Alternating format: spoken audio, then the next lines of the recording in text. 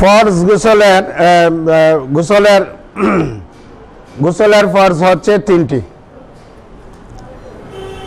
প্রথমত হলো গোসলের নিয়ত করা। নিয়ত করা একটি ফরজ, অন্যতম ফরজ। 2 নম্বর হলো কুলি করা এবং নাকে পানি দেয়া, এটা দ্বিতীয় ফরজ। আর 3 নম্বর ফরজ হলো সমস্ত শরীর এমনভাবে ধৌত করা যাতে লোম পরিমাণ জায়গাও শুকনো না থাকে, ভালো করে ঘষে মেজে ধৌত করা।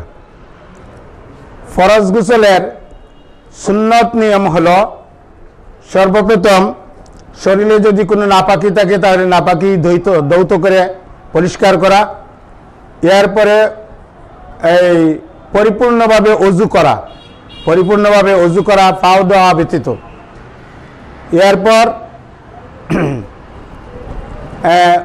অজু যখন করা হয়ে গেল, পরিপূর্ণভাবে অজু করা হয়ে গেলে অজুর মধ্যে নাকে পানি দেওয়া এবং কুলি করা হয়ে গিয়েছে।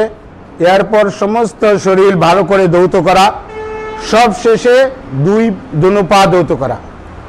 এটা হলো ফরজ গোসলের পরিপূর্ণ ফরজ গোসলের সুন্নাত নিয়ম। জি।